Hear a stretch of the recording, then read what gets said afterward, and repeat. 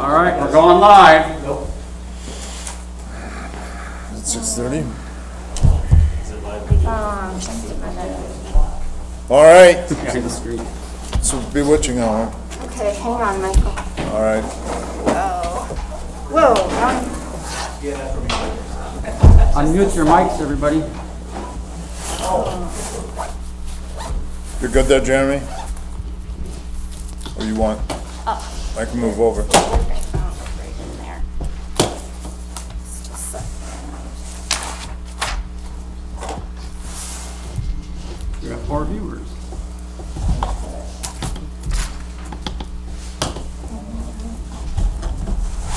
Oops, sorry, thank you.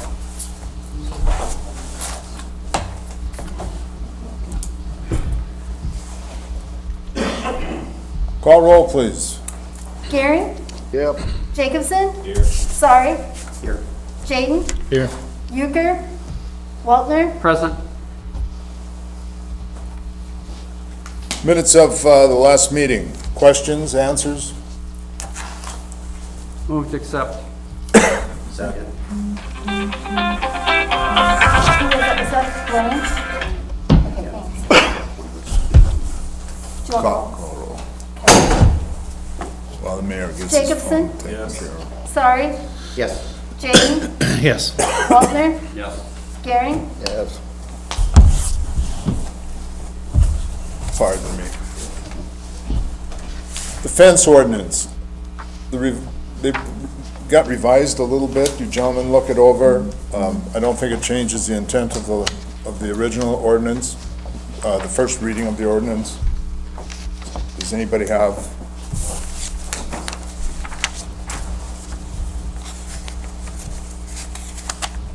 Anything on that? Well, changes were made that was requested. I don't know, there's a lot of things here, and one of the things that happens here is, the public really hasn't seen this. I think we ought to table it for a meeting and wait till the world can see it and see if we get any other feedback on it.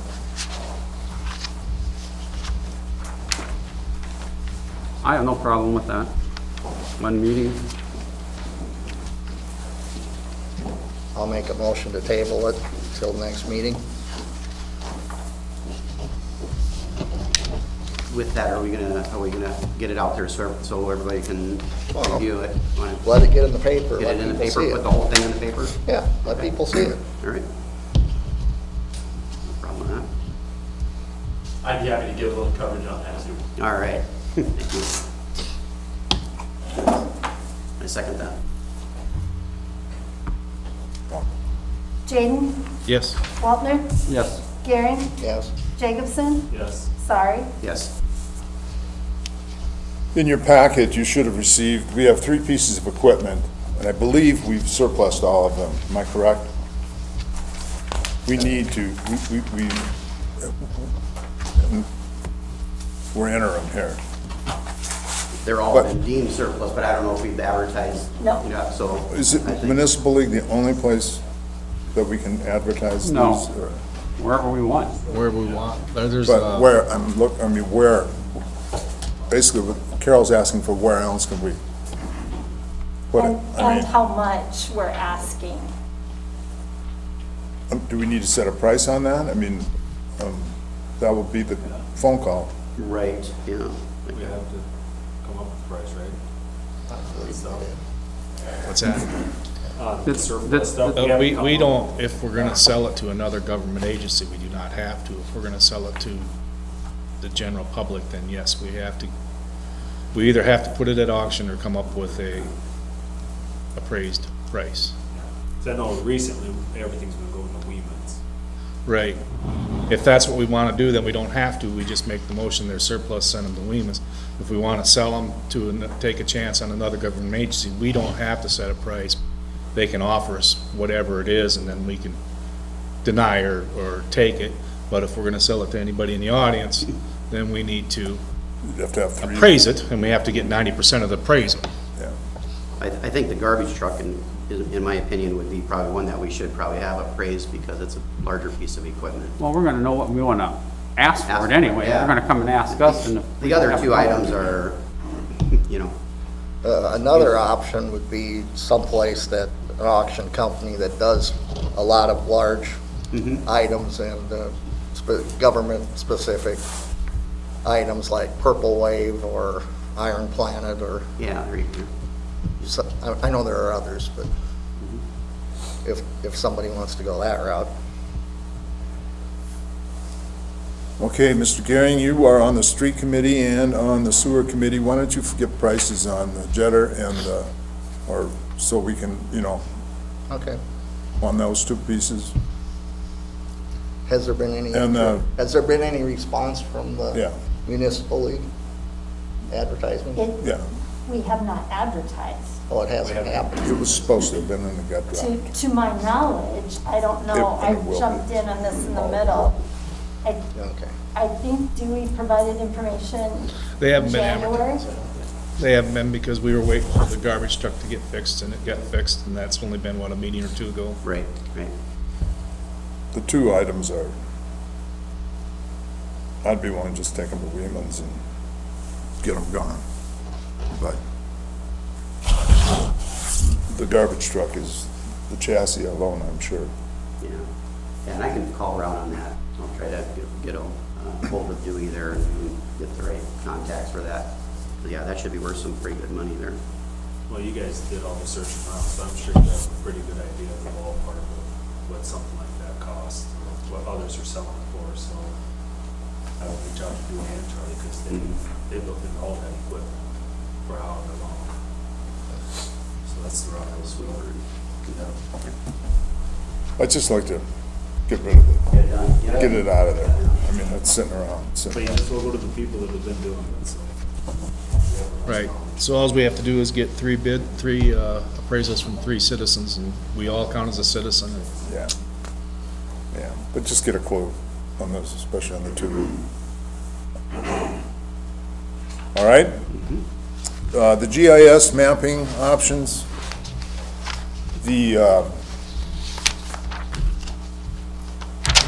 who is it that will come in and do this for us? Dewey, why don't you come up here and explain some of that? BY or not, the water or the price comes in and does, helps with your mapping. They would basically do it. They do will what now? basically do it. They basically said, okay, this says that they expect the staff to assist. Yep, So that means you're gonna ride around with them in the cab and do the work anyway. yep. And But where they map where- it all, they put it all down and it's all Where mapped. does it go? It goes on the computer and it can get shipped to our computers. We'll So get- it sound, to me, it sounds like we're paying, somebody wants to pay $6,580 for something that, if you're gonna drive around and get the data anyway, we can send the data to District 3 that's gonna put it where we want it to begin with on our site. But we have to buy the device, the Sure, equipment to do it. we're gonna have to do that anyway, right? No. So you're gonna hire these guys every These guys. 5 years to come in and update? Oh, yeah. I see your point on that, but I'm saying the initial cost is because they already have the equipment, they're gonna come in and just do it for us to get it up. And don't you need the We're gonna device to help go them. The out and next find it question again? is if you purchase that equipment, I mean, that's a huge undertaking, Yeah. to do all that, so. Update it all. To our thing, That's that or a book this thick. to our thing with that, Lonnie, to purchase it at what we need to have, and all of a sudden it sits for a year, 2 years and doesn't get used, and by the time you get it, it gets outdated, doesn't use.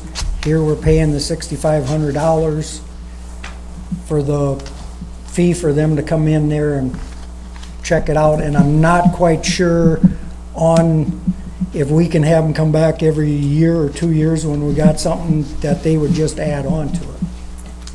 He said they can come back for just a nominal fee for small updates. What they do is they come out and because of the size of Freeman, it's not a half-day project, but they would come several times and have it all done over a 2-week span of time. The reason they take city workers with them is so they know for sure what they're looking for, where they're looking for it, You can do some flagging too, but they will then convert it to 36-inch laminated maps, and the fee is included there too to transfer it to digital, so then we'd have the digital records as well. To get it that same proximity, precise accuracy, if we purchase, that price is like in the $13,000 range. You can see on the other sheets. And again, you don't know if that's going to be obsolete or, very soon. But that was the thing I asked about, what happens if when we have updates, what do we do? But the price is not that much. I don't know what it is, but he said it's just a nominal fee for making additions. After the initial Right, survey. they charge by population, as you can see on his quote there. One thing, he told me that, this is Jeremiah Corbin that I talked with, and Dewey's familiar with him, she's worked with him before too, and this is something Cody brought my attention to. At the bottom of the page, it says the accuracy is like 12 inches or greater. We're looking for something that's more like a centimeter type of thing. He said, actually, in most cases, you will get it from like a centimeter, half centimeter, up to 4 inches. They don't completely promise that, because if there's a pine tree or something in the way, if there's something that we need to be more specific on and they didn't get it, they will come back. You'll notice with the quotes from Frontier Precision, the comparison chart, I circled those. So to get within 50 centimeters or 1.5 feet, that's the less expensive, the R1.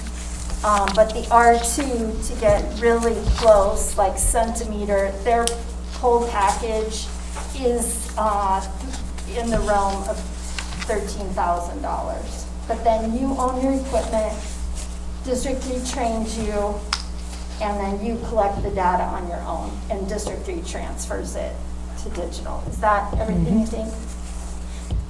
But this would only need to be redone after, more lines are put in, or, it's not gonna change drastically year to year. And just to be clear, this is to pinpoint water lines, sewer lines, water shutoffs, anything that you're having trouble with now. So you don't have to dig up half the street, you can dig up right there, Yeah, pretty much. yeah. And for You're gonna posterity. But that's not its only application. It can also be used for signage. It can also be used for roads. As much information you can put in and it'll It can be do. used for highline poles or street lights or Fire hydrants. Fiber optic. fiber Fiber optic, optic, yeah, okay. telephone lines. But it all has to be entered. Someone Yeah, I has to- mean, Right. there's a lot of stuff that we just mentioned there that's not included in that 65. Is it? Right, Is that's what not. I'm wondering, Not, okay. because Yeah, they list, I didn't see that. If you look at it, what they quoted you here, all they quoted us was water. Well, they They said do sewer. sewer and water, because they want the wastewater and water person. Sewer's part of water, as far as I'm concerned. Well, Right. yeah. so that would be something you need to check with them to see if they're. See, able to you do get it. into the cheaper GSI or GPS.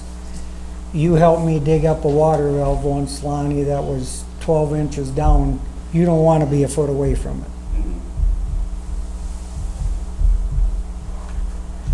And I've worked with Morris before he retired from rural water, and we've been trying to do it here, trying to get him in here to do it. And it just never ever worked out, and kind of talked about it. It just kind of went through the wayside.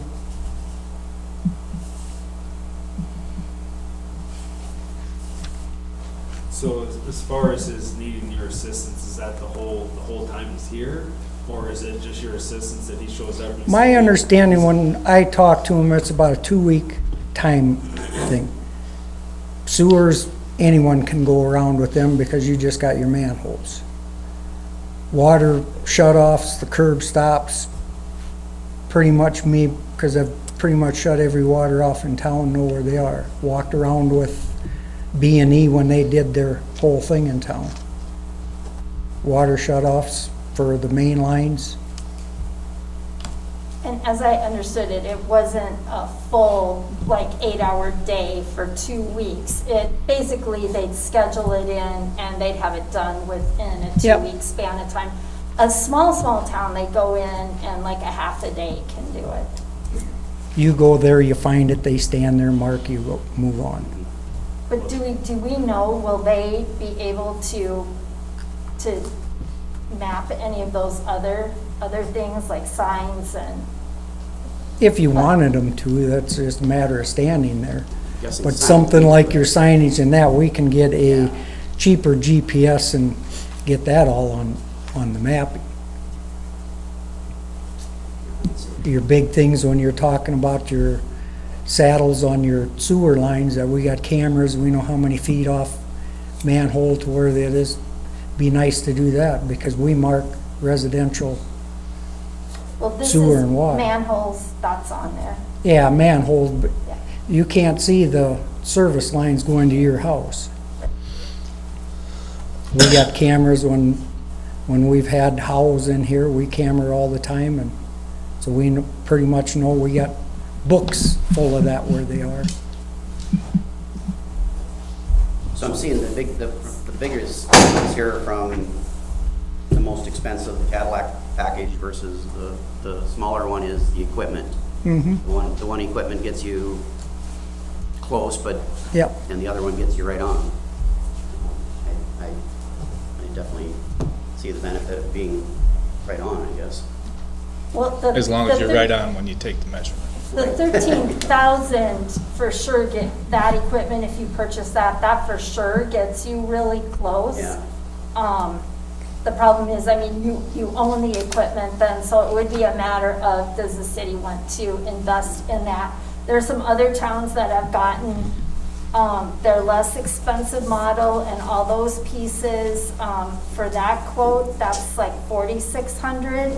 You might be able to knock off a couple of those pieces, but you'll see the initial price is like a $2,500 unit. That is Danielle that I spoke with a number of times back in February and again this week. You're really only assured of getting 1.5 feet. And like Dewey says, when it's winter in South Dakota and you're digging to get at something, 1.5 feet is pretty far. Maybe we can get some names of some cities that are using each of them, give them a call and see what their input is. You know, do you feel that this one is good enough, or would you have gotten a better one? Maybe that'd be something a guy could do a little homework on there. You know, get some input from someone that's actually using the stuff. Alexandria. You know, is it worth that much Alexandria's extra? doing this, using the Trimble. Do you know which one? Huh? Do you know which Trimble? No. Okay. I don't. Menno Alec- did just Actually, everything they're purchase- putting on it, if you want to get on District 3's website tomorrow and look at it, go to Hanson County, Alexandria, because they're not hiding anything. Everything they put on it's on it for public visual, where I assume that we're going to let the public see certain things, but not certain things. That's where we got it. We know, we talk to Kyle all the time, and he's the one doing it down there. He's Menno, got it on his phone and all of that, to just flip her over and, Menno did just purchase the less expensive model, but they've only had their training so far. They haven't done any of the actual work with it yet. So his deal says that anticipated accuracy of data collected with the equipment is 90% of data at 12-inch accuracy or greater. Do we think that's good? 12 inches? Well, that's The one why. that- That's only 90% of the data collected, so you got 10% that could be 3 feet off. Right. Well, So the that's question the- is, as I'm still talking, my question is, do we go with this and we are, and we're off, and we could have purchased the equipment ourselves for the same price as we're hiring this guy, or do we hire one that's gonna be accurate to the centimeter? I mean, how serious do we want to get about doing this? The other factor is training time, personnel time in doing this, transferring the data, to somebody knowing how to transfer the data down to District 3. I mean, there's a lot of moving pieces, so how how serious are we actually about doing this? I think we should be dead serious about it. Okay, He ain't gonna be here forever. that's right. Now Okay. ask anybody else in town what the So if stuff's we're at. dead serious about doing this, then why don't we go with the better one and then get somebody that can follow through and take care of this, is what I agree. is what I say. Because if he's only gonna guarantee 90% to 12 inches, winter time, you're 12 inches off, That is you're gonna be the, pretty hot. You'll melt the hole yourself. that is the one where he did say that it'll be more like a centimeter to 4 inches for the majority of them, because when it says or greater, that means closer.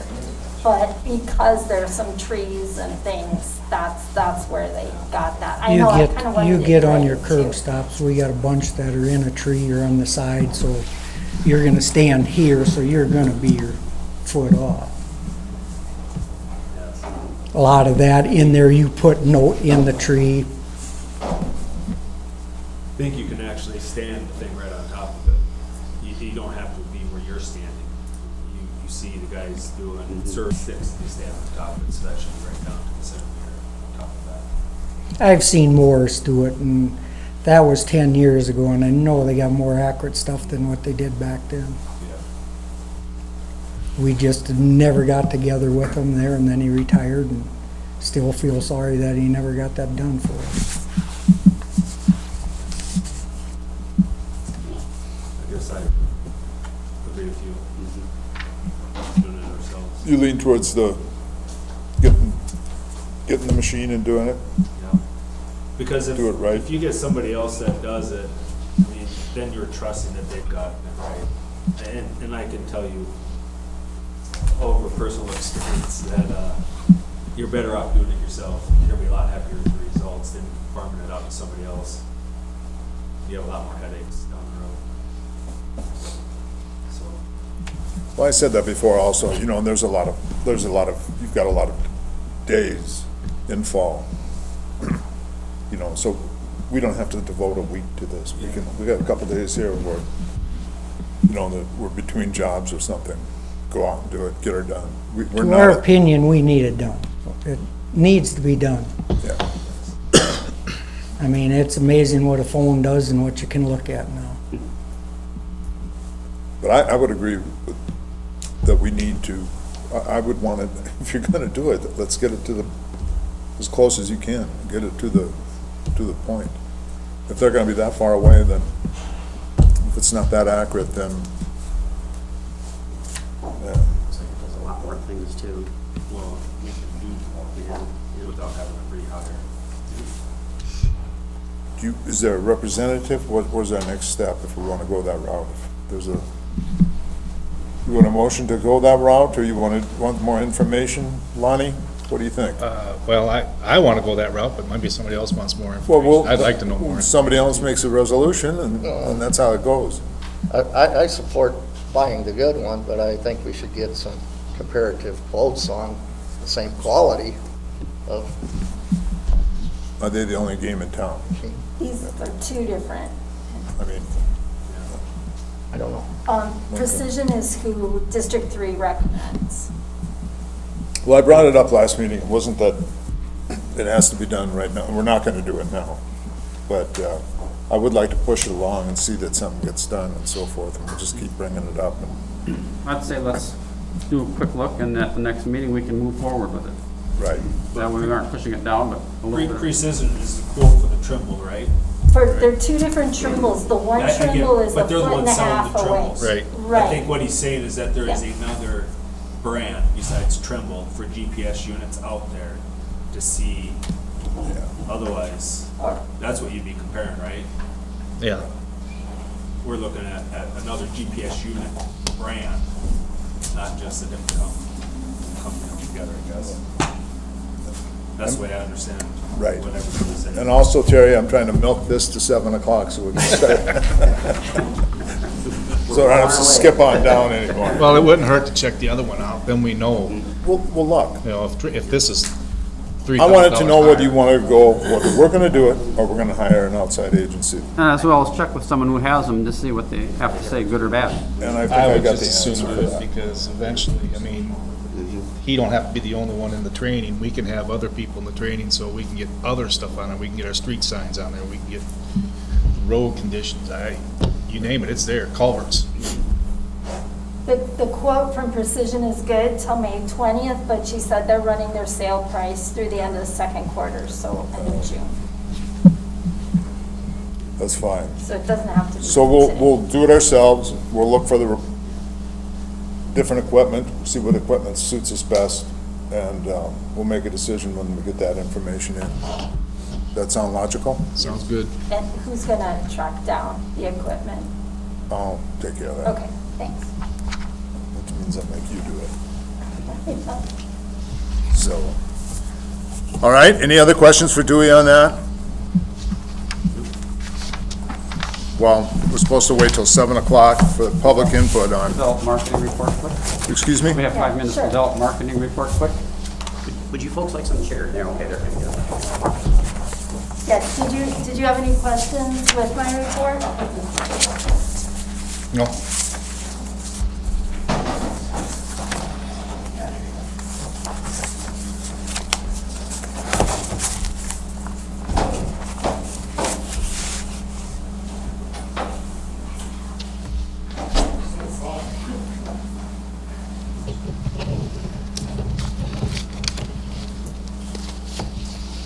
Office move went good? What did you say? The office move went good? It was a lot of work, but Dewey and Cody worked really hard too, and so did Chief Brewer, so, Yeah, yeah. I talked to Scott and he said that Yeah, Scott's back there. he appreciates it, so. I am looking for volunteers to move boxes. Lots We of have a lot of boxes. stuff to go through. But Recycling takes them. No, they have to stay in one. Okay. Do you okay, want to start with the video?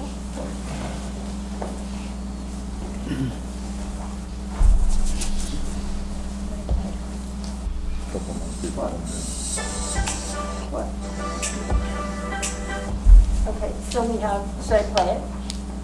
The video thing? Are we good? Glad to start with.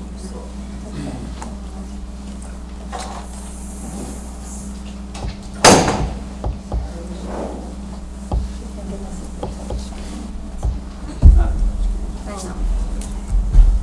Just zoom in. Yeah.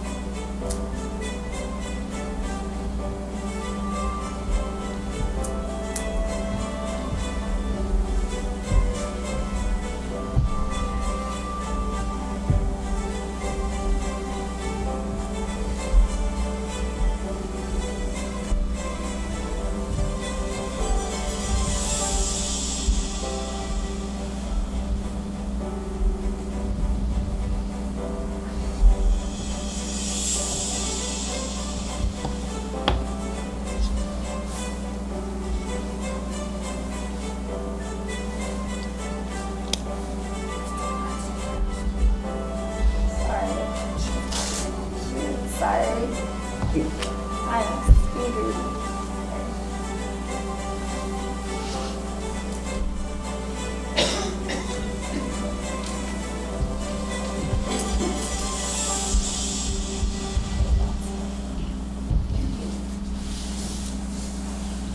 All right, thank you. Carol put that little montage together. It's very nice, actually, and showing different bump outs and so forth. And we called this because it kind of snuck out. It didn't sneak out. I put it in the papers. I wanted the people to see the bump outs and so forth. And it's caused quite a bit of we got quite a bit of reaction, both negative and positive, and I wanted give the people a chance to put their give us, the city, their public input of what you're thinking. I've asked Paul Korn, who some of you may or may not know, is with Sayre Engineering, who is going to be handling the Main Street project. And I think what we'll do is, I'm going to ask Paul, if he'd be so kind, is to come up and maybe facing the people, give us a little bit of a rundown of what he has and so forth. Then I'm going to ask I know the Development Corporation's here. I'm going to ask our president to come up if he'd like to speak, and I really encourage you to ask questions and make comments and so forth after that. Please feel free. That's what this is for. We want to hear what your thoughts are. Is this on? I heard a comment that can't hear in the back. Is the mic? There's no sound in here. Oh, there's no sound in here. Okay, no microphone in here. Okay, sounds good. Well, I guess good evening, Mayor and City Council. Appreciate the opportunity once again to visit with you about your Main Street project and the concept of incorporating some streetscaping. When the mayor first reached out to me, I believe it was last summer, about the city possibly moving forward with a Main Street project. I did hear from members of the community that knew that we were going to be involved with it, and some of the comments I heard were, first of all, they were very excited about moving forward with the Main Street project. And then I heard some comments, are you going to make the intersections look nice and fix up and incorporate some of those amenities? So back then already, so early on, we were hearing comments about some interest in incorporating some streetscaping elements. So as your engineer, as a designer, I guess we felt that this warrants further consideration, and it's my job to present those options to you so that you guys can make a formed decision how you want your Main Street to look and function. Do you have the slide going? Yeah. So streetscaping. We lost that one, sorry. It's back I don't there. know if you'd rather, Well,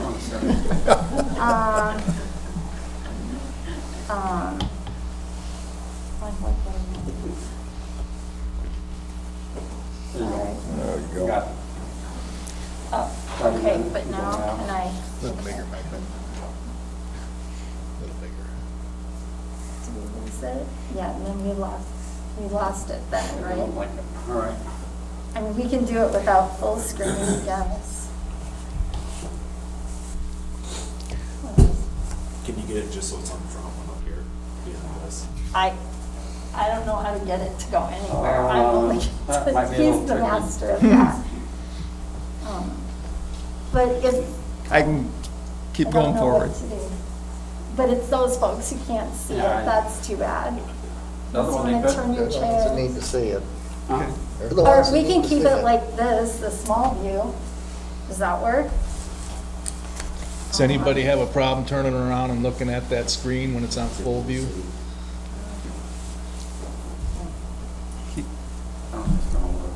Just make it, they can put it on that side, they can just turn around. Okay. Sorry. We didn't have a chance to pre-test it, so. Yeah. Just a second. Okay. So, I'm only running the PowerPoint, not the fancy stuff, so I don't know. Are you ready? Go ahead. Yeah, it's, Go ahead. Yeah. Okay. But Paul, you might want to turn, Yeah, you can so start you turning can around. turn too, so you can face. All right, yeah, that way, Yep. There you go. It's up there. yeah, because I'll get off track easy, so. You look better from here anyway, Paul. I hear that a lot. But anyways, so streetscaping, it's a growing trend in communities as they reconstruct their aging streets. The reason they're doing that and making that investment is because they're seeing return on multiple ways. So just a little bit about the streetscaping concept. First of all, streetscaping recognizes that a street, and in this case, Main Street, is a public place where people engage in various activities. Streetscapes help define a community's aesthetic quality, identity, economic activity, health, social cohesion, and opportunity. And so I came across some of these talking points as I was researching streetscaping a little bit further. And I guess the word that jumped out to me on that is just the identity of your community. And certainly with the Main Street project, you have an opportunity now to shape the identity of how visitors, families looking to relocate to Freeman, businesses who are looking to maybe start up, how they view your community. So with that, I guess just some benefits of why our communities investing in streetscaping. So I'll have you go on to the next slide, please, Carol. One of the benefits is safety. And this is going to be kind of redundant with the video, but obviously, whatever we do, we want to improve safety. So streetscaping promotes traffic calming. That's a term basically that means traffic is going to travel at a slower speed. When you narrow down the streets, the intersections by some of the elements that we saw in the video, it has a tendency to reduce traffic speeds. It also improves sight lines because now you're eliminating some parking stalls at those intersections and you're making those sight lines more visible. Sure, we might replace some of those parking stalls with some landscaping, but that landscaping is done in a way that does not obstruct sight lines. The other thing it does is improves safety for pedestrians at crosswalks because the pedestrian now is in an area of safety, but they're out in a location where they are easily visible from cars. So pedestrian safety is increased. You also have now a shorter crosswalk distance. The width that they're crossing this street is reduced, basically in this case, almost cut in half from 60 feet down to 32 feet.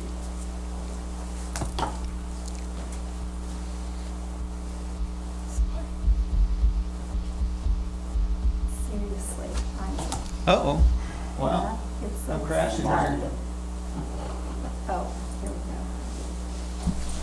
Thank you. So then obviously, another benefit is improved aesthetics and environment. So when we replace a parking stall, now we have an opportunity to incorporate some landscaping and some features that improve the appearance of Main Street. The benefit of that is that it produces a positive impression of the community. It also enhances a sense of place. That street now no longer functions as a piece of pavement where cars just drive on it and park. It enhances a sense of place for what Main Street is. It also, the benefits of some of the trees and landscaping also reduces a heat island effect. So when you have urban areas where you have a lot of pavement and buildings, those things have a tendency to help with some of that heat island effect that occurs during the heat of the summer. Next benefit to streetscaping is that it encourages physical activity. It creates a pedestrian-friendly environment, so people have a tendency to want to walk along the street and enjoy basically the environment that's been created. It encourages social activity with opportunities for the benches and the seating areas and things like that. It also improves accessibility for the disabled community. And it just creates a more enjoyable environment for working, shopping, and to do business. And there's lots of health studies that say, a happy environment, equates to a healthy lifestyle. And then the last reason would be economic. It makes Main Street more inviting. So as I think about business owners, I'm a business owner in Sioux Falls. We invested in remodeling our office building, so our office was more inviting when people came through our front door. And certainly I know business owners on Main Street want their business to be as inviting as possible. And that concept doesn't have to stop at the front door. It can be extended out into the street as well, so that Main Street as a whole is more inviting. And that produces the result of that would be increased economic activity, and it could also serve as a catalyst for more economic development on Main Street. So with that, I guess, just to initiate some discussion on streetscaping, we had generated a concept plan of an intersection here. This is at 4th and Main Street. And so we have not received any direction or any input as far as what the city of Freeman would like to see with regards to their streetscaping. This was just a concept just to initiate some discussion. But obviously you see the bump outs at the intersection that shorten the distance of the crosswalks. Parking stalls, at least one stall is eliminated at each intersection, which opens up the sight lines. You do see some landscaping there, and that landscaping is looking at it from the top down. So, it looks like the landscaping could create a visual obstruction, but we're utilizing, trees that have a elevated canopy and then plantings that are low to the ground. So we're certainly not going to plant some lilac bushes or evergreens bushes on these intersections. So here's just a sketch that I had our landscape designer in our office put together. So obviously you can see this is at the corner of 3rd and Main. You see a parking stall there. Imagine if there's a van or an SUV parked there, just the visual obstruction that creates. Well, by eliminating one stall, we can replace that parking stall with some landscaping, a tree. A tree probably gets a tree trunk anywhere from 8 to 12 inches in diameter. Obviously, that obstruction is significantly less than a car parking there. And then you can see the crosswalks where the sidewalks is extended out towards the street. Picture a pedestrian now standing at the edge of that crosswalk. They're protected by the raised curb, and they're in an area where they're more visible to car traffic. Here's a real-life example in Sioux Falls of that concept. You see the crosswalks, the ADA accessible panels. You see a landscape bed with low maintenance plantings that are low to the ground, and then a tree with an elevated canopy. And there's also, a bench at this location. We could incorporate some benches, or we could incorporate some seat walls, whatever features the city would like to incorporate.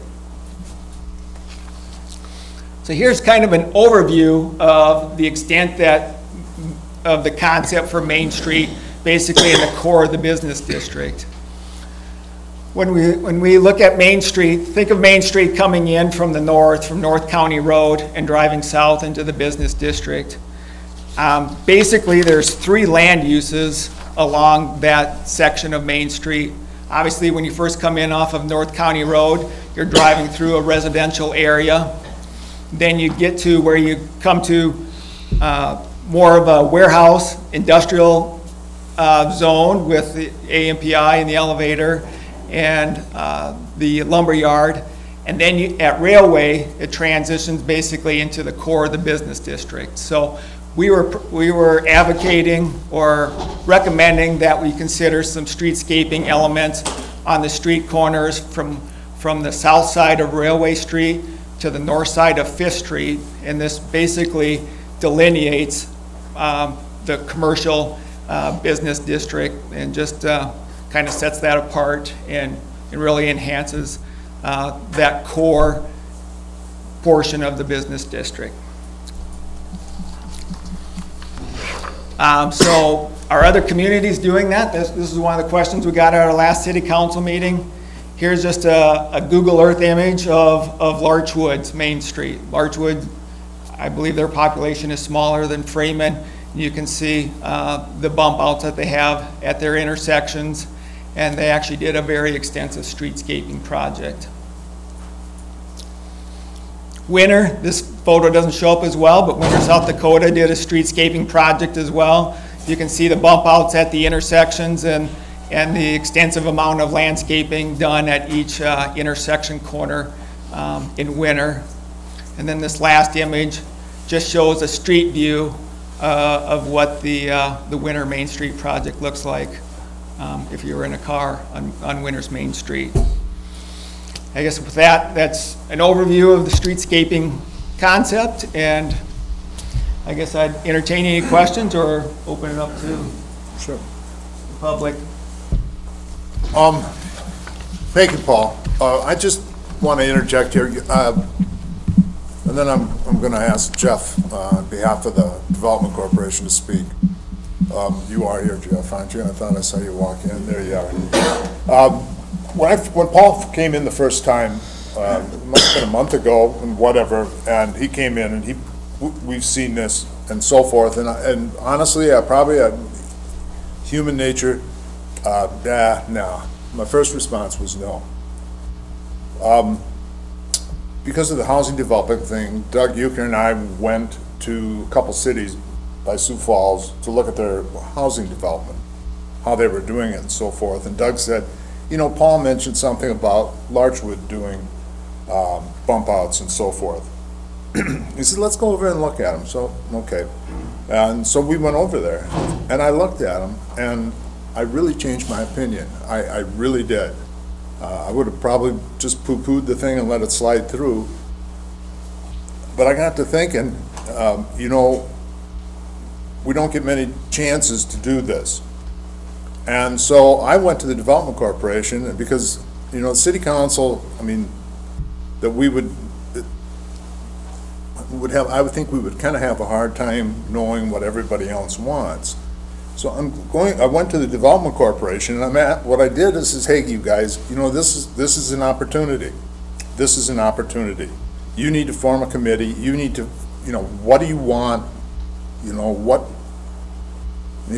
do you think would be best? Do you want them? Do you not want them? How do we fund them, and so forth? And I think I talked to Courtney and Courtney Unruh, and I think she's kind of put some people together that with some Freeman Development Corporation people, a couple people from the city would get together and develop a plan and come up with an idea, because there's a lot to choose from, and it's going to have to be narrowed down. The other problem we're going to have is a timeline, because and how I've talked to Paul on the phone and Councilman, what my thinking is, the Main Street thing is going to be separate. That we continue with we're on a pretty tight timeline with that. We've got to get going and make some decisions, but we could put an addendum on that and get it bid out 2 ways and so forth, and put a change order on that, on the Main Street thing. Would that be correct? Am I explaining that right, Paul, as far as? Yeah, I think one of the scenarios that we discussed was basically, having the base design for Main Street, and we could put together an alternate design to incorporate the streetscaping features. And so you could bid it out as a base design, and then you would also have a bid alternate to get basically pricing for the streetscaping option as well. And then at the time the project is bid, obviously bidders bid all those options, and then you can decide at that time if you want to accept or decline that alternate. So, because my thought process says we're not going to be able to come up with the timeline doesn't fit with the bump outs. Come to a decision on the bump outs. Am I right, Paul? It would be pretty quick. If we're going to include that as an alternate, we would want that to go out with the final bid documents. So we could still wrap up the design of the base plan, but I would encourage including the bump outs as part of the bid process and not doing it as a change order. Change order, you'll get inflated pricing. Being able to incorporate with the bid documents will get the most competitive pricing for it. So, because a bump out could change the price by how much?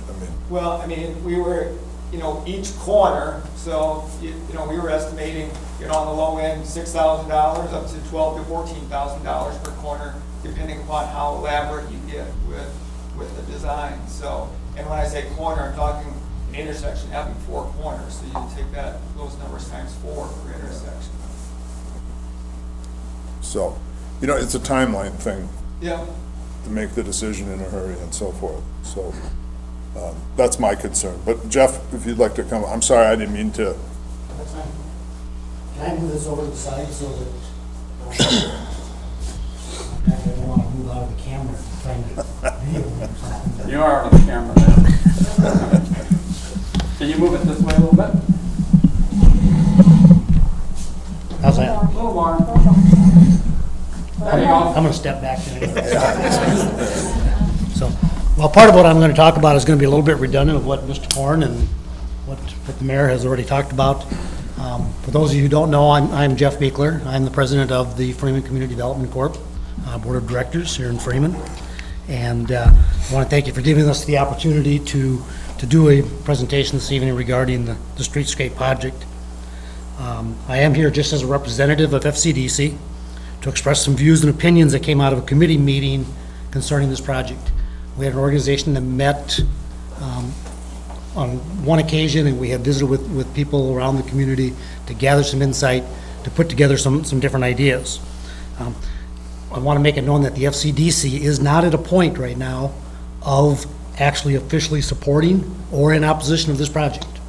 We do not have enough information from our committee meeting where we would really feel comfortable saying that this is absolutely a must-have or an absolutely must-not-have. And so we are not at a point yet where we are committed to or in opposition of supporting this program. It's important that people understand that the FCDC does not just represent the business atmosphere or the business climate of the community, but we're here to represent the entire community. Freeman Community Development Corporation, not Freeman Business, but Freeman Community. FCDC was given the task, as the mayor indicated, to gather some information from the membership, both pro and con, about the streetscapes. FGC is made up of 4 internal committees. We have a committee on economic development, tourism, education, and commerce. And we had members on that committee from all 4 of those committees to get that input. The committee's discussion was centered around many positive attributes that we believe the streetscape project can bring to the community. And some of these you have already heard from Paul. We see the benefit the program can offer in the way of beautification and aesthetic value it can bring to the community, whether the locations are small flowered areas, whether they're a larger tree area, whether they're an area of some kind of display or other ornate objects. The community has the opportunity to enjoy some of those types of aesthetic valued features. We believe it will offer an inviting atmosphere to the business district that will support what we want to see happen, and that is for the community to grow and prosper. We see some safety features as potential results by helping to slow traffic down and reducing the length of the crosswalks. We see the project as a sign that the community is willing to step out of the box and move into something that other small communities maybe are not able to do or willing to do. We see it as a means of promoting increased local business patronage. The ease of foot travel and safety for pedestrians, including the children, creates informal meeting and conversation areas. Those positive aspects provide indications that by investing and promoting development on Main Street, that it can play a part in bringing Freeman into the future and being a regional hub. It also opens the door to further development and interest throughout the town. In the future, this could help promoting a connection of several areas of town for pedestrian travel. However, the community's discussion also raised concerns that could arise, and these things also need to be addressed. Will there be distractions or obstructions of views of intersections? I think Mr. Korn addressed some of those issues. How will those obstructions be controlled if there are living and growing plants in that streetscape? Who will decide what objects will be viable and acceptable in those areas? What kind of liability issues could result from having those bump outs in place for the city or for the community or for the business owners? As with all elements of construction, there's maintenance issues that need to be done from time to time.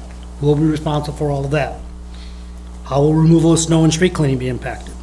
How will the initial cost and future maintenance be funded? Will parking space be impacted? It's a big change, and change is hard. It's hard sometimes for people to accept that. Unfortunately, the committee does not bring solutions to these concerns from a community or business perspective. But we understand that there are issues that need to be addressed before going forward with any kind of a plan. It's easy to look at a project as a whole and make a quick knee-jerk reaction. It's easy to find only the good attributes of a project and throw your full support behind it without giving any credibility to the issues that are created. It's equally as simple to find out or look at only the negative attributes and be opposed to it solely on the surface without weighing the potential benefits to others. We too often see how things affect us and not how they will affect others. This is the challenge that we're faced with. The committee from FCDC sees the challenge, and we believe it can be met. But it can't be met by just our group.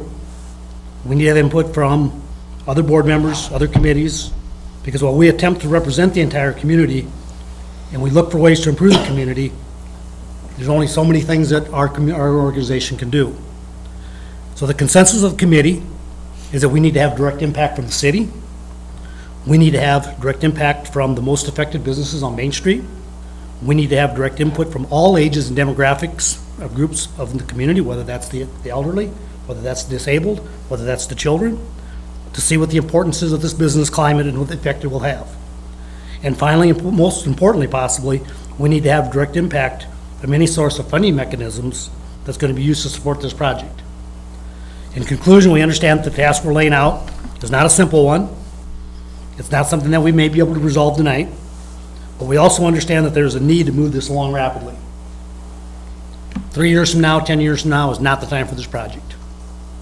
The Main Street project is moving forward, and this is the time that the Streetscape project needs to be decided.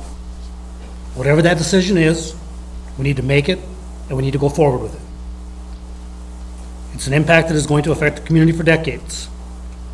Again, this report from the FCDC committee is not being offered to support or to oppose the project, but simply to try to offer a summary of some positive and negatives that the community addressed at our meeting. So thanks for allowing me to share that.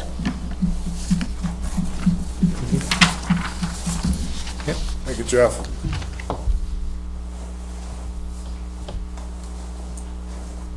Does anybody else have something? Input, questions? Don't all speak up at once. Questions for Paul? Councilman, do you have any questions? I have a question. Who's going to maintain this? The city workers have plenty to do now. A new broom always sweeps good, Marlene. A new broom always sweeps good. I understand. I understand. You saw, well, maybe you did, hopefully it was up here. You saw some had quite a bit of flowers, quite a bit of vegetation. The ones in Larchwood actually don't have any at all. There's no vegetation. Salem doesn't either. I haven't been, okay. So, that's a very good point. And Marlene, I would say the answer to that is why I went from no to wow, this is something different, is because I saw Larchwoods. Because I know today it's all that looks nice, but in 5 years and 10 years, who's gonna take care of it? You're absolutely right. And I know how that all works. We got barrels on Main Street with flowers in them, and they look so nice until they, we forget to water them and so forth, and then it looks worse than if we'd have nothing at all. We don't want that.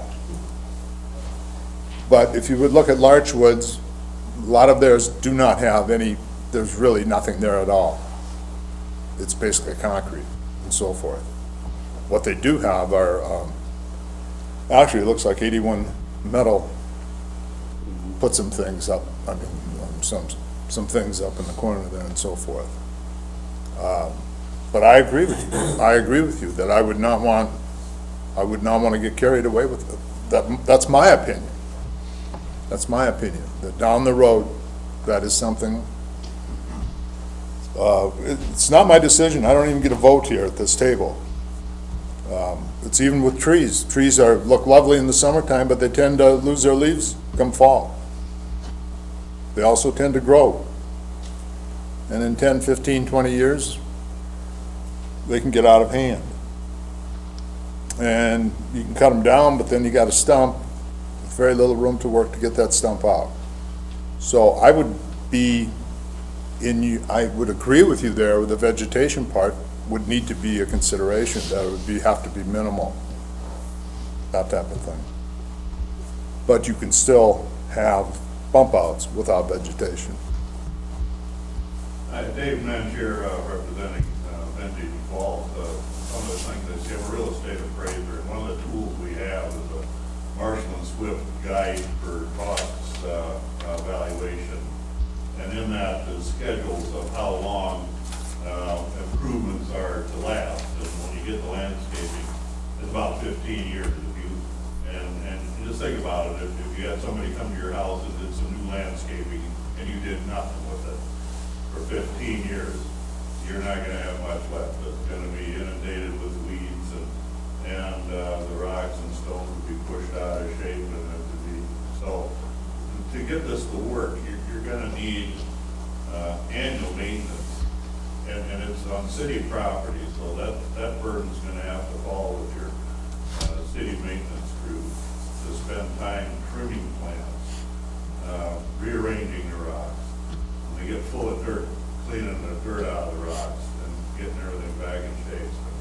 Restoring fabric and all the things you gotta do to keep that stuff in good shape. The other thing I see is that now those corner property owners have a much larger snow removal burden. Because now they're gonna have to clean that extra. They got 28 feet, they got 14 more feet from the main sidewalk on out to the end there. So, I mean, that's gonna be theirs, because I think that, I'm not wrong there, am I? I mean, the city's not gonna clean it. Snow removal is a very good point. And I would answer it this way. When we went to Larchwood, one of the people we wanted to talk to, and we're talking streets now, Dave, not talking about the sidewalks. I would not want what Larchwood did with sidewalks, because they, as far as I'm concerned, they messed that up. But we were concerned about the streets. So we went to the maintenance shed and wanted to talk to the city worker, because, you know, he's the guy that moves the snow in winter. And we wanted his opinion and so forth. And he said that, the first year that he had to figure it out, the right plow to use and so forth. But he said, now it's, you learn, and he said it's manageable. They got a different type of plow, I don't know, a blade in front to work it. They push it to the center just like everything else, and they get it done. A little more time consuming? Sure it is. Sure, a little bit more. What you're concerned of is that you've got to clear the sidewalk, and now you're saying I have to clear that part of the sidewalk also that goes out into the city street. Right. Is that what you're saying? Yeah. Well, what I would propose, and again, I don't get a vote here. It's the councilmen that decide these things. But what I would propose to the council, if that's the route we would want to go, we have snow blower. And 30 years ago when we bought that thing, the first one, the deal was, our excuse for buying it was it'll be, our excuse to the public why we can spend this money is we're going to do Main Street sidewalks. Now, somewhere's down the road that all changed. I don't know. We don't do that anymore. I know the excuses have been because of Vintage Vault, they can't get through there and so forth, and that light pole, I believe, is in the way of your steps, and that all can be handled, and so forth.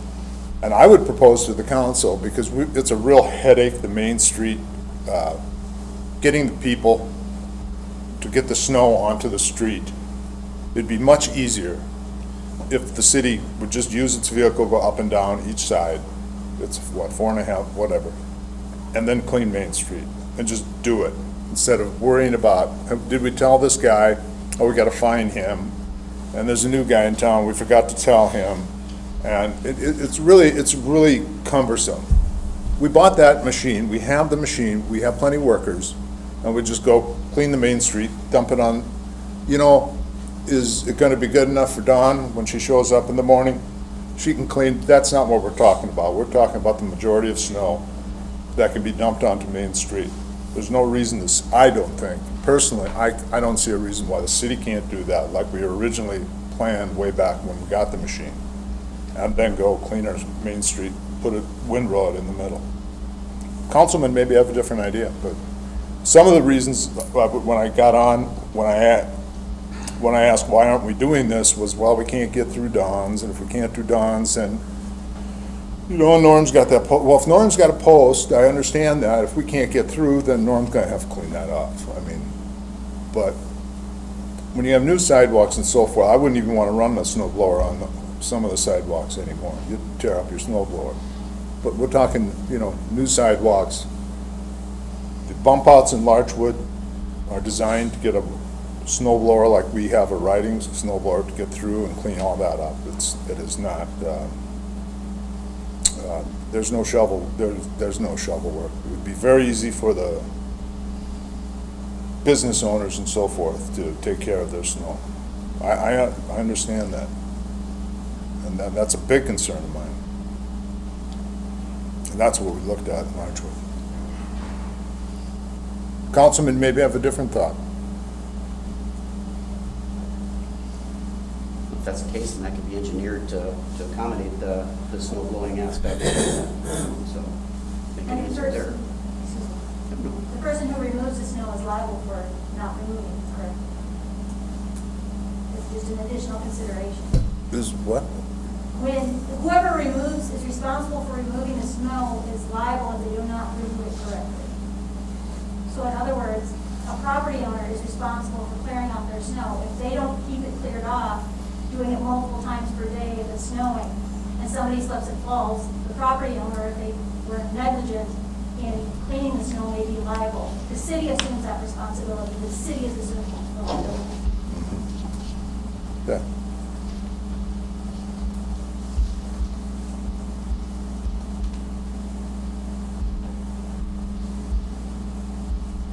Charlie? Well, having spent a few years driving a snowplow, I understand what they can and can't do. And one of the things I see with this is when you have that 10-inch snow and we go to put that big windrow in the middle of Main Street that's 6 foot high or more, you're not going through the corners anymore. There's no room for it.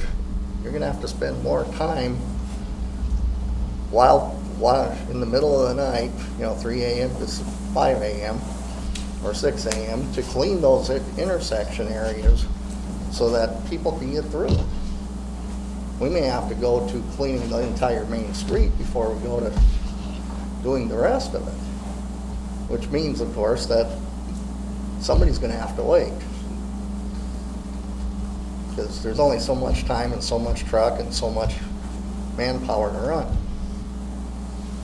And I guess for another example of that is obviously that's more cost. And it's not cost to buy it, it's cost to own it. It costs more every year to have it, to maintain it, whether it's the shrubbery or trees or anything involved with it. I mean, I admit, I like the bump outs in the respect of, yeah, they're pretty, they're nice. I've been to several car cruises where they park in Main Street, and there are some of those around. And that's a nice place to sit down and relax. It is. But I think there's a lot of additional hidden costs to this versus just the initial upfront cost. And for an example of how well it does work in Freeman is over by the post office on the east side of the street. There's one there. And everybody knows how well that's cleaned out and how sloppy and messy it is there. So. And you have one over here where the old Chamber building was. And those curbs are shot. So how long they'd last after the plow rams into them, like, well, those are not, that's just paint. Ours are all busted up. So eventually, though, that would have to be replaced.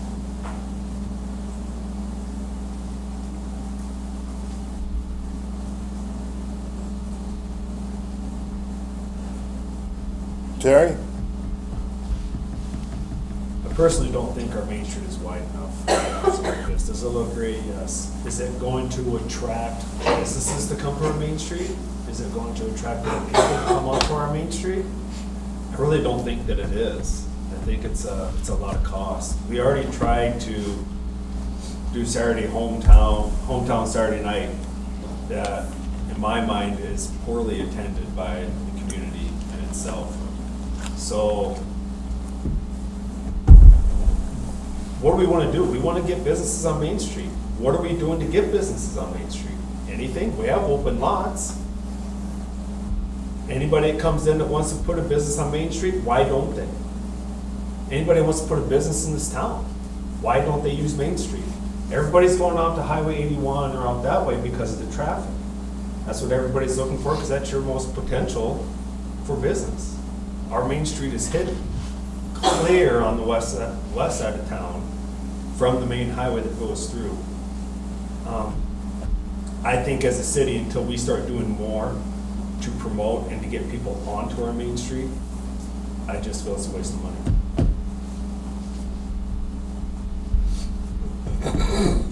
Blaine? Had a lot of input on this, stopping by the shop, and I'll have to admit, a lot of it is negative. They did not want it. Definitely had some that want it. I mean, it looks nice, I'll give them that. I mean, it definitely looks nice. But I'm just wondering if there's other things we can do to enhance Main Street instead, like Dale Strasser put in that sitting area, not saying that we have to, but I'm just saying that that's a very nice addition. I've been looking through, had some other pictures, and Penny has been looking through some other pictures, and there's all different ways of doing things to make it look nice. Some are practical, some aren't. One of them was the sidewalk was wider, and they put just trees in them, but then they're parallel parking. Well, obviously, we're not going to do that. Some of them used metal archways, just metal art or something to make it look, aesthetically nice. But snow removal has been the issue that keeps coming up over and over.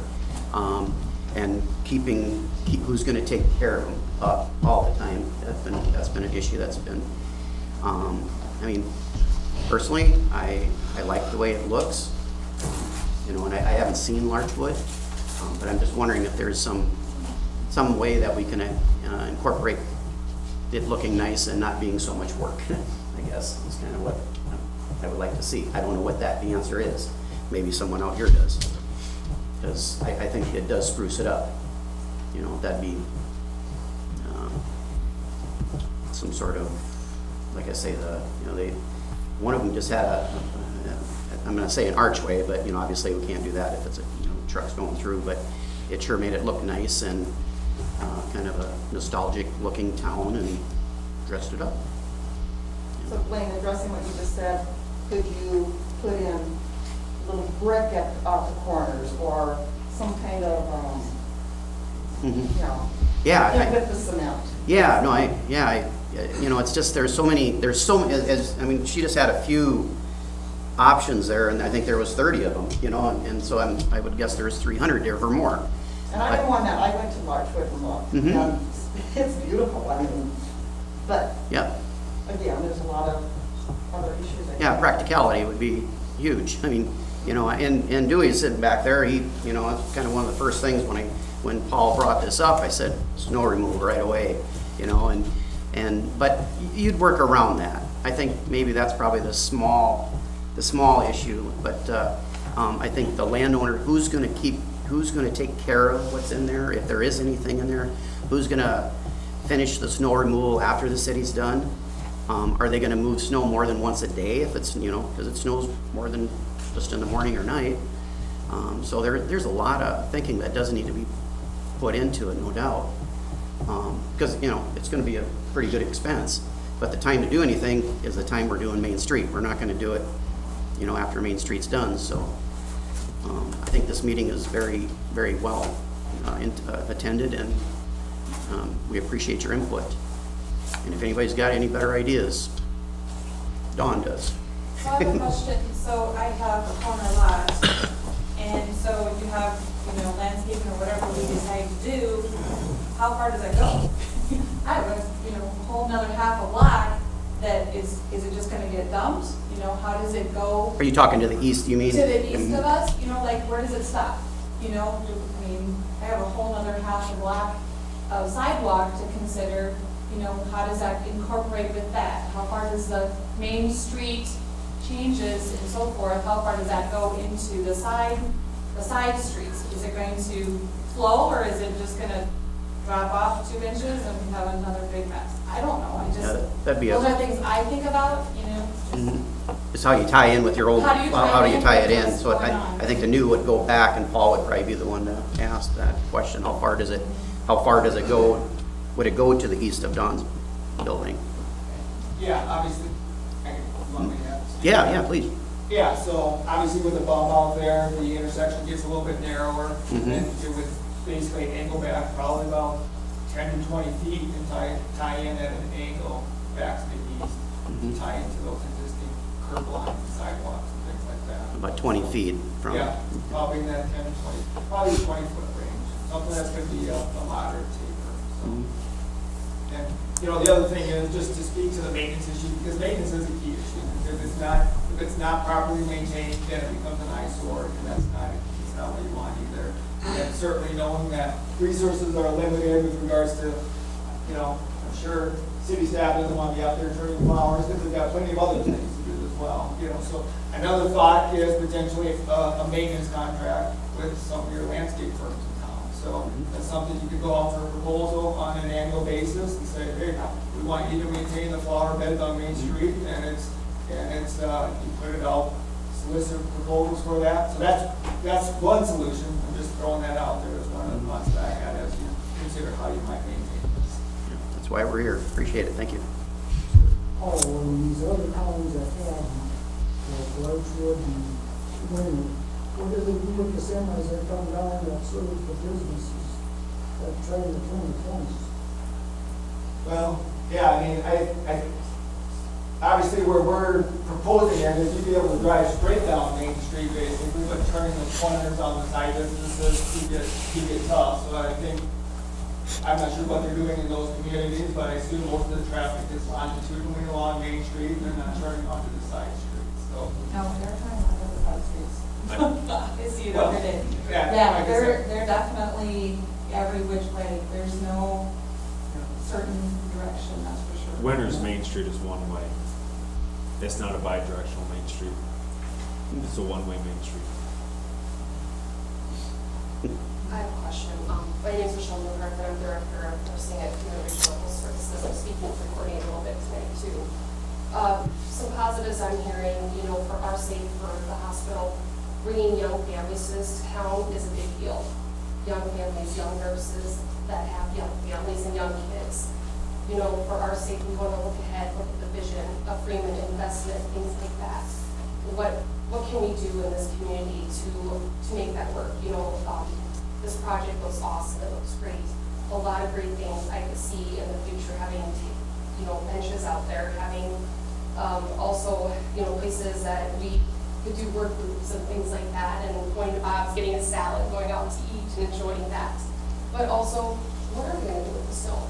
Those concerns, that is something that I've heard a lot in the community too when I've been talking to individuals. Those things we do need to discuss, and also, what are the answers to that? So my recommendation, maybe moving ahead, I don't know how much time you guys have to make a decision, but would there be a plan for a task force where there's a couple council members, maybe some committee members from the FCBC, and maybe Main Street business owners, and sit down and talk about different options if this is not a possibility of having these bump outs? I don't know. I don't know if that's an answer or not, but I do think at least being here tonight and looking at this and discussing it, meaning we're wanting to invest in our community. We're wanting to bring those young families to our community. So that's all I have to say. Thank you. That was kind of the final recommendation that the FCBC report stated, was having involvement from the city, from the business owners, from the general population, whether that's someone who, that's in a disabled situation, an elderly situation, a young family situation. having people from CDC. Having someone from, realistically, we're probably looking to the Growth Foundation as a means of potential financial support. Having input from them, and I think it's really a viable issue that we want to pursue this, that you need to get input from a wide variety of groups. And I know that means that we're, the old adage of when was the best time to plant the tree, 10 years ago. I know we don't have a lot of time going forward, because we have to tie it into what the street project is. That's a major decision. So that was kind of the FCDC's committee's recommendation, was to establish an organizational group like that to, and then the result is whatever it is. And I know I've heard tonight a lot about who's gonna maintain the stuff. A lot of these towns have volunteers. They have groups, they have Red Hat Society, they have 4-H groups, they have whatever that go around and take care of these places to keep their town looking nice. Do we have that in this town?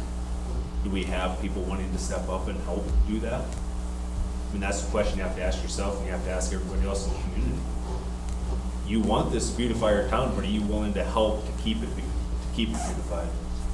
Or do you just expect somebody else to do the work for something you get to look at?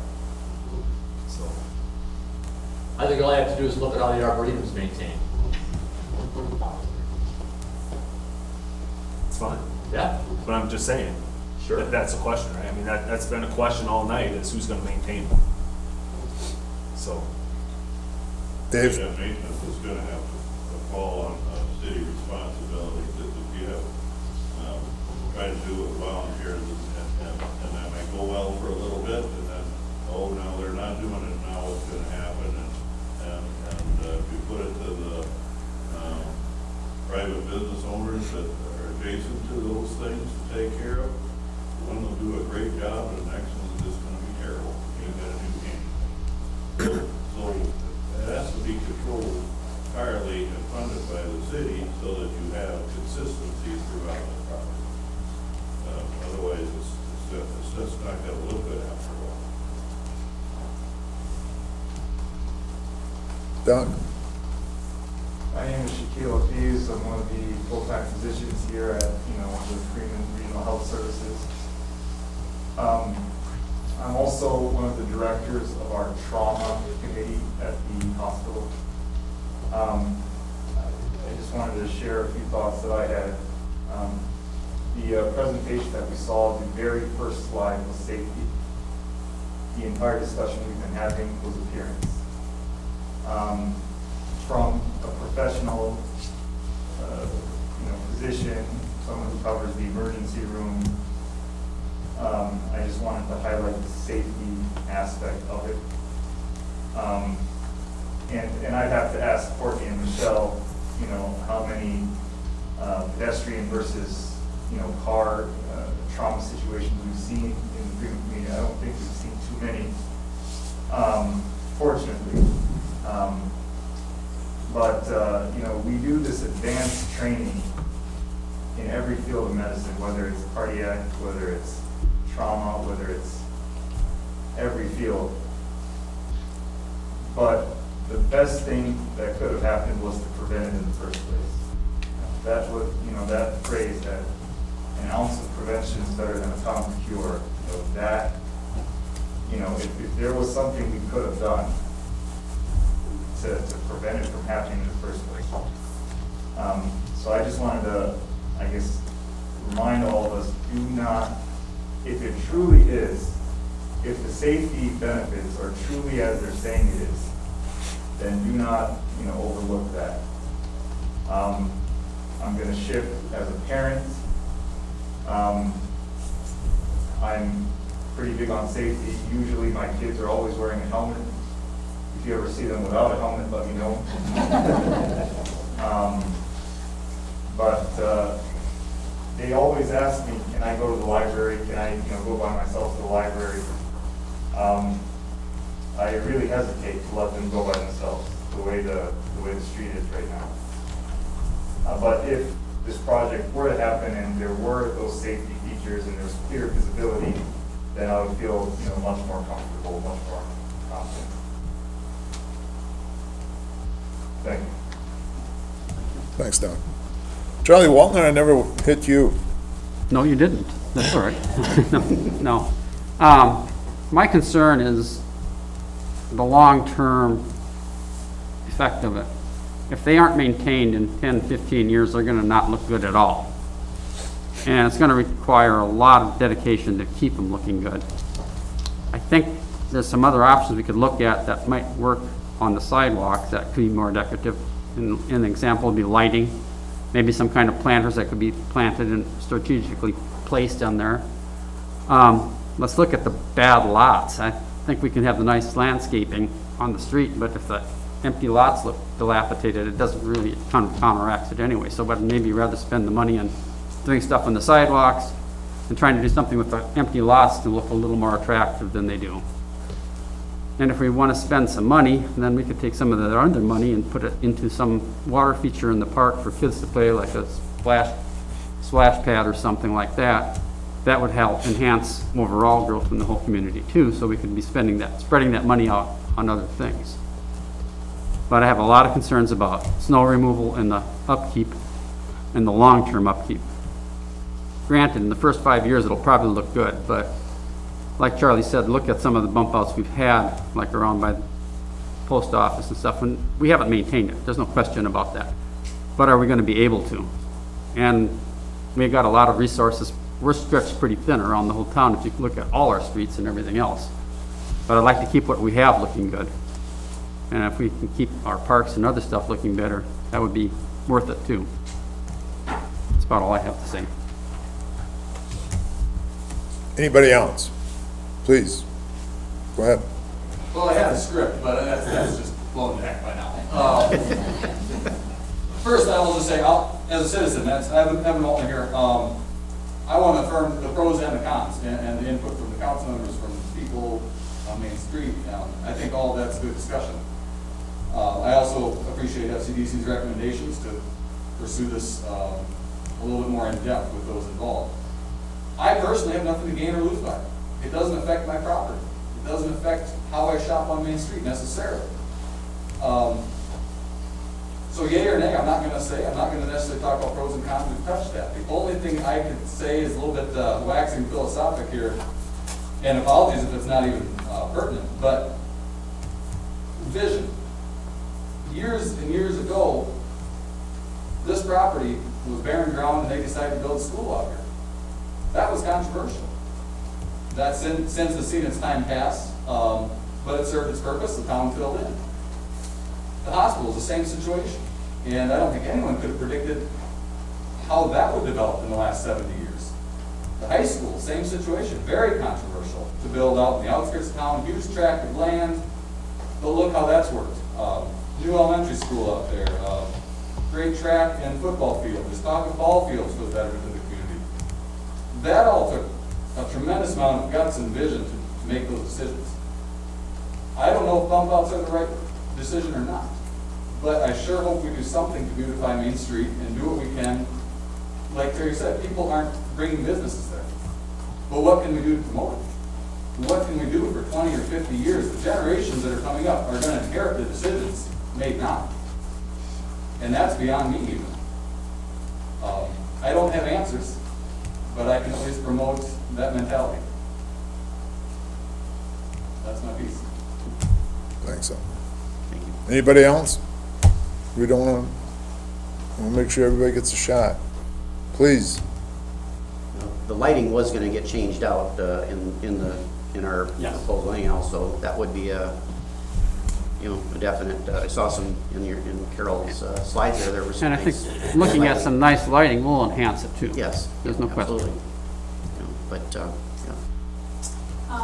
go along with Courtney and Michelle are saying, I propose to have some kind of task force. I think it needs to be a further discussion. I don't think it should just be dropped right here. I would be willing to be a part of that discussion. I don't think we need the Cadillac, but I also don't think, we need nothing. I think there needs to be a balance, and it needs to consider all the things that we are concerned about. But I personally want to see more businesses on Main Street. I have a lot to gain by beautifying Main Street and more people and bringing more people to town and shopping and hanging out. And I'd like to do a wine walk. I can't do that right now. You know, I want to do some of these things that other towns are doing, but quite frankly, we need more businesses to do them. So if beautifying Main Street and making it safer and those kinds of things would make it more appealing for more businesses, yeah, I want to do that. But I do think that there has to be a balance between all of the different things that we're concerned about.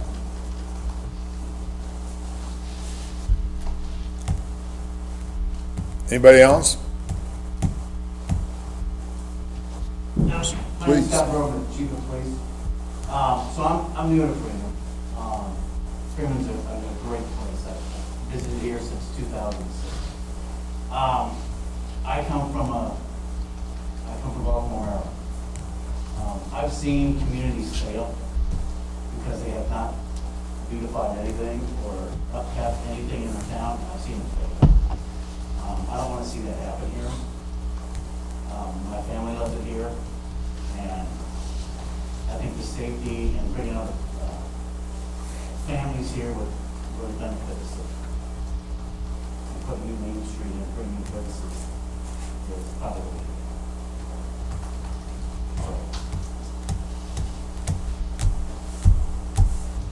Thank you. Has every property owner been approached, how they feel about it, or is it just a scan of the whole town? What about the property owners? How do they feel? We own the property directly across from Vintage. By looking at the drawings, we lose every parking spot on our property on Main Street. Norm does not own that property to the south of his building. So how does that affect the value of our property? Granted, it's not a big area, but it was one time a grocery store, it was a law office. But looking at that drawing, there's no parking spots left in front of our property.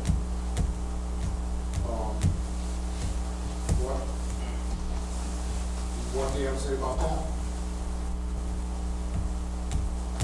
I don't have all the answers here, No, Greg. it's not No, but No, it's I'm a just, concern just, about it. what I wanted, and this is what has happened, is we have heard a lot of positives, we've heard a lot of negatives. And what has been said here is what I want to happen. And as much as I hate committees, the word committee even, but I'm gonna appoint 2 people from the city council, there's gonna be 2 people from the development corporation, there's gonna be 2 business owners. If you would like to be part of it, that's fine, or whomever. There could be more than that. And what they're gonna have to do is they're gonna have to come up with a plan. Or not. And just say, no, we can't figure anything out here. I will tell you personally that I've personally seen, and I would encourage you to go, I've never been to Larchwood before, but what I saw there totally changed my mind what can be done. Not just like that, but what would answer, I would say 90% of the questions that were asked here, the negative would really answer that, would really take care of that. And this is what the committee's gonna have to come up with. Like Don said, we're not gonna have a Cadillac and so forth. Who's gonna maintain it? Snow removal, all those things are gonna have to, how's it gonna affect every property owner? We're gonna have to look. There's 12 bump outs on that, the original proposal there. I don't see 12 bump outs coming. I just don't see that would be feasible, because some of those streets, 5th Street and Railway there, and also Railway, that would be problematic, I think. I can see 8, 1, 2, 4, and 4, I can see 8 of them. we'd have to, that is what the committee is gonna have to go, and they're gonna have to agree and come up with a plan. They're gonna have to come up with a plan, they're gonna have to come up with funding, maybe a funding source and so forth, and then they're gonna have to, because yes, you're right, Dave, the city's gonna make the decision, because ultimately, we're gonna be responsible for it. And we're not gonna be responsible for it just today, it's gonna be, 10 years down the road, 20 years down the road. So that has to be looked at. And, but, I really, this is what, a lot of the people that are gonna be on that committee are sitting in this room, and I think they heard all the concerns, and that's what we want. And maybe they'll come up with a plan, maybe they won't, I don't know.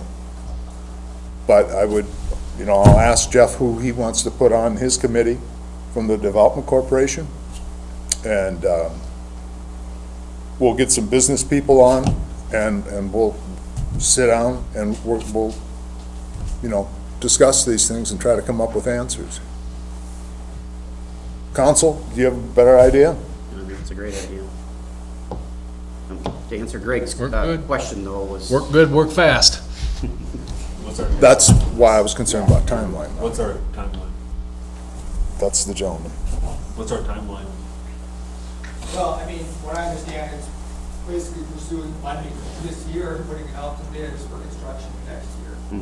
So I do feel we have some time to work on this in the upcoming months, but our plan is that we'd be wrapping up the design late summer and having it ready to go out, either late fall or even early in 2022 to bid, basically. So I'd like to see it. There's some things in play as well as far as just. We gotta have making sure grants we in by when? information developed as we Requests.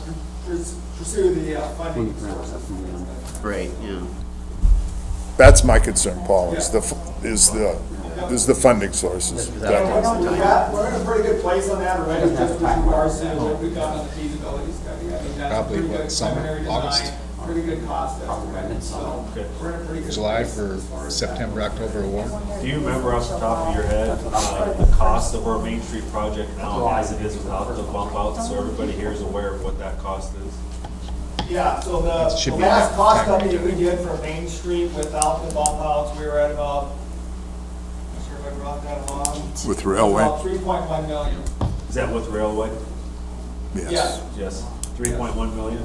That was with- Well, these bump outs, you're talking 12 I'm times not talking Cadillac about- of 14,000, so I'm not that's, talking- I'm that's just- dust in this project. Well, I know, I'm just saying, the scope of this project and how much it is now, so everybody's aware of just Main Street, fixing Main Street period, without the bump outs, it's still this, it's up there. Yeah, it's 3.1, storefront, Yep. correct? Storefront. And I believe redoing the sidewalks and streets and putting in lighting is gonna do a lot for a town just in itself. Like Charlie mentioned with lighting, you can hang pots off them, you can put big pots out on the sidewalk in the summertime. Wintertime, you're gonna remove all that stuff anyway, because everything's an eyesore during the wintertime, so it's not gonna be a hindrance except for the light poles, but. Where are we gonna put all that stuff when we remove it for the winter season? I heard Klein's house was just built a new shop behind there.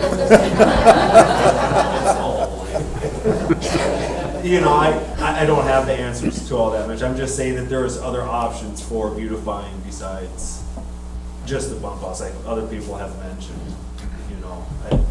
Do I want to see our Main Street thrive? Absolutely. Am I for the redoing our Main Street? Yes, I am. But I want to make sure that it's within the boundaries of what we need as a community. I don't think a lot of young families come to town and say, oh, they got a beautiful Main Street, that's where I'm moving. A lot of young families that come with young kids are looking around, what does this town have to offer for my kids? So are we better off taking that money for those bump outs and, like Charlie said, building a splash pad in our park or doing something else that is more kid-friendly for young families to say, look at everything that they have to offer for our kids if we move here. That bump out, unless you're gonna let kids, you're gonna put the little toy sand cranes in the corners and let them play with their Tonka trucks in there. I mean, maybe that's what you wanna do, but that's not my idea of a beautiful town. Like the mayor ought to get the committee and let them talk it over, hash it out, come back with a recommendation. I suppose we got till about the end of June. And then we're gonna have to start putting pen Making to some paper and decisions. sending it to Pier. Does that sound agreeable, Mr. Beekler? I want- I'll call, give you a phone call and you find some people? Easy to serve on this committee, but I would like to know what other organizations or, to me, we should have someone from the health community. We should have someone from the elderly community, I mean, at least one. They are, I mean, the elderly are not represented on CDC. The elderly are not represented on the city council. The elderly are not represented, for the most part, on Main Street businesses. They are an important element of this community. They are part of what we need to get downtown and make the Main Street possible. We need to have input from the handicap community. So we need to kind of fine tune it, who is going to be on that committee and trying to get a broad vision, just get a good term of what we really want. It isn't just what the business owners want. They're an important element of it, but it's got to be what the community is going to support. If we're going to expect the community to help volunteer and to maintain this potentially, they have to believe in it. They have to have the best interest in it. And so, I mean, I'd be more willing to sound somebody and kind of formulate the diversity that I think we need on the committee. But if I only got 6 or 7 people, it would definitely change who I would pick from FCDC to serve on the committee. I would not pick business people. I think we're already going to have people on Main Street selected as part of that committee. I'm going to have to go after people that are not, and so we'll get that diversity. So.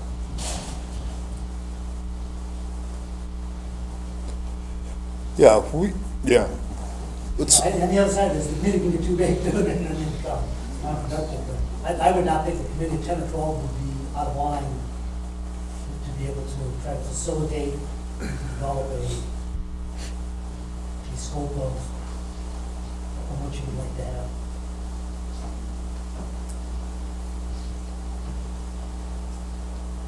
Yeah, the more groups, the more people we bring in representing.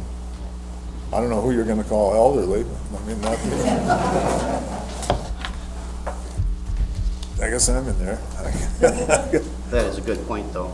That is a good point. And the handicap, and that's a very good point. So,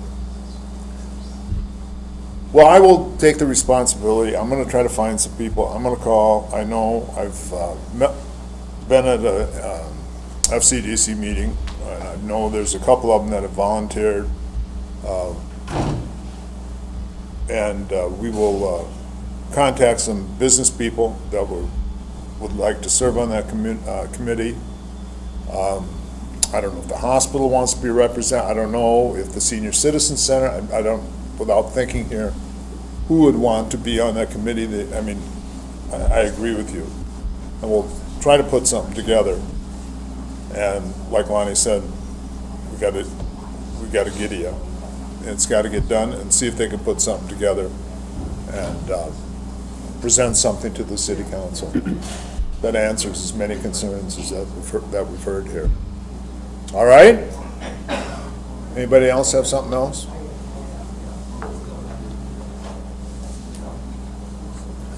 Dewey, you're talking out of school. Greg had asked if we contacted all the people on the business owners on Main Street. We didn't. As far as I know, it was just through the paper and things like that. And then Main Street was always to do Main Street, and then we had this thrown in secondary. So that's why you guys were invited tonight to give your input. So I think the committee is a great idea. Well, we'll try. We'll see what happens. I wasn't gonna talk tonight because I lost my voice. Oh. But Greg point, like, if you're bidding at it, that's a property owner and the other business owners on Main Street, and that's the whole point that this committee needs to go out and tax each individual business owner or property owner on Main Street to get their input. And it's to think about that, because not everyone can be on the committee. But you go out and seek that information, bring that back to the Couldn't get anything done.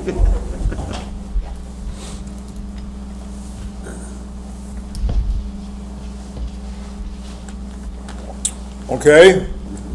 Anybody else? You'll be getting phone calls. Thank you guys for your time this evening. Thanks for everyone coming. Thank you. Yeah, thank you very much for coming.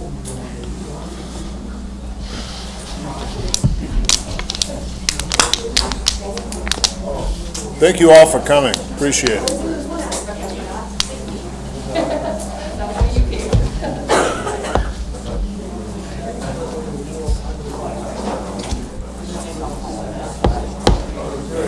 I wasn't in my friend's last. So that she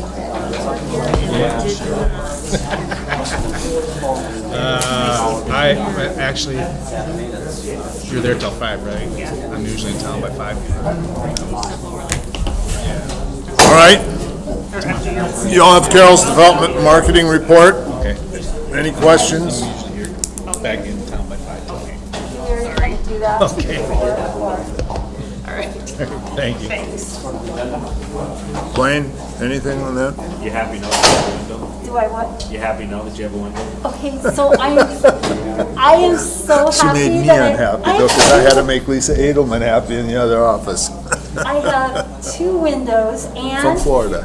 I asked if I could get a filing cabinet, and Doug said, well, maybe we can find one. So I went to the Et Cetera shop, and I have now donated an $8 filing cabinet, 4 drawers, to the city.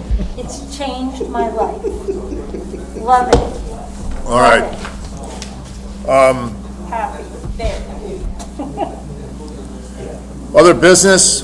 Blaine, you have something? Yeah, I do have a couple of things.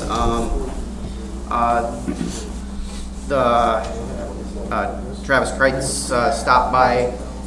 It's the Joe Anderson house, and had a picture of that water shut off. You know, it's sticking up like this, and there's no sidewalk there. I had mentioned it a while ago, and they said that they would take care of it. It needs to get taken care of. Doing that water shut off that I talked to you about earlier, by the Joe Anderson, the Travis Kreitz, that they're getting concerned about that we need to get that taken care of. Now, if there's is there a sidewalk to replace there too? We just gotta replace what we took out. Right, it's just I that. gotta get Mike here to see how we're gonna do it. Because the sidewalk shot, and it goes like this, and if we go straight, we're gonna make it fit that. Okay. So I gotta get Mike over there to give us the whole, what we can do, what we're doing. All right, yeah. Yeah, they've got young children, and they're just concerned about it, so if we get that taken care of. And then, I'm not picking on you at all, I don't mean to be, but had a lot of complaints about that at the north end of Main Street, if we can just put a little gravel in there to make that a little smoother or something. By R&S Village. What's that? By R&S Village. By R&S, there, where they dug across Main Street. And then, I'll, get together with Charlie and whoever, with the garbage truck, and we'll try to get a pricing or something on that. I think that's worth some good money in it. That's all I have. Thank you, Blaine. Terry? You're good? Charlie Waltner? No, nothing right now. Good. Have you thought of hitting up FEMA for some mitigation on the storm sewers for Main Street and 3rd Street? I certainly can check into that. Yeah, that should qualify for mitigation money. Right, I don't know if those, like, information from FEMA typically comes to, like, the finance officer, or who gets that, but I mean, I can Just track that down. Yeah, call the county and talk to the emergency manager, okay, Brian Humphrey. okay. And I'll know if you called, because his desk is right across. Oh, I know. I'll do it. Right, Michael, I do it. It's just a thought. If they'll pay for the storm sewer, that'll help. Okay. No. Or if we have to do some detention to help take care of that water. Yep. Okay. And we gotta check out Lower James, the one that Bowers. River water, right. they've always, wanted to help pay for detention ponds, when I was given the opportunity if we have to. The only other thing I got is, I'd like to correct the Courier from last week's paper. We did not offer $500,000. It was 150. I know, I don't know. And it was your motion yet, Thank you for publicly. That We corrected it on the website. And on my correction, I said Arbor Day is the last Monday in April, and it's actually the last Friday in April, so don't come to the park on Monday next week to watch us plant the tree, because we won't be there. What kind of tree put in? Not 100% sure yet. It's what we can get a hold of yet. That's this Friday then, huh? Next Friday. Next Friday? Next Friday. Last Friday. Tomorrow's Earth Day, so Oh, that's it's right. always a kind of week off. Yeah, we gotta burn some tires now. I got an email, the Chiswick Fest Committee is gonna be at our meeting, our next meeting. I'm sure they're gonna have some questions. I'm just telling you, I would have, it's 2 years ago, right, since the last. So I do not know what we've done in the past. There were questions about garbage and so forth, and I know I've had some questions, but I think they've set up how they're running it a little different as far Yeah, as. if they follow what they did on their last time around, it's actually pretty good. They have to hire their own security, and they actually have to pay us for our security that we allow with our police officers. They bring their own porta-johns in and that kind of stuff, and they separate out the alcohol from walking around, so if they run it like they did last time, we didn't have no problems. Okay. We had one fight, and that was over, Cornhole. yeah, beanbags. I can't say that because in high school that meant something else. Over beanbag tournaments. I guess I'm just letting you know that they will be on the May 5th agenda, so if you have questions or what have you. Well, that's coming up quick, isn't it? You guys are familiar with it, I'm not. I think they're running the alcohol part a little different, how they're, see if they're gonna do it again. Oh, they gotta get their license too. I don't know what, we'll see what that. I'm not sure. Dewey? One thing I would say, I kind of agree with Charlie with that garbage truck, to look at purple windows. See a lot of city garbage trucks in there. They're running a bunch of them now. There's more South Dakota stuff showing up on that all the time. On what's that?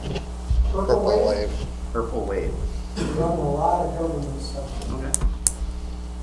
Not sure how it works, but it's paper we get, it's got a lot of government stuff. They I've heard of probably, big iron. just like Weeman's, I imagine. Okay. Just The nice thing about an auction is you don't have to do nothing but put it on the auction and take the money. take whatever, you don't have to. But you want to get to the right auction. Right, well, this would be it. This is designed for that. so. Anything else, Dewey? Nope. Mr. Brewer? So, in regards to the Chisholm Festival, I did have a meeting with Joanne Jay and Colin Schultz. Right now, we're just trying to figure out what the numbers are gonna be, how much security that we're going to bring in. So, I'm gonna talk to her probably in probably another week and a half, just to see what their numbers are and whether, how much security we're going to bring in. Before the May 5th. See, last time was what, Jeremy? About 800,000? Oh, that's right. That depends on who you ask. Jeremy, you have something? I got Okay. The next motion would be to, Move to executive session, personnel. You want to give them that? Next meeting date. Oh, there will probably be hirings afterwards, Jeremy. What's that? There will probably be hirings afterwards. Okay. The motion, if there's motions, it would be Okay. golf course personnel. Yeah, I'll just follow up with you, Carol, that's all right? Yep. Okay. So, yeah. All right. Thank you for coming. So, thanks. Second? Well, next meeting is May 5th, right? I'm sorry, yeah, May 5th, 6:30 at City Hall. Don't let me get it right. Hey. Thank you. You can't do that. Gotta end the stream. I'll get with you on the, project tomorrow. Yeah. And yes. Now you move. Yes, I moved.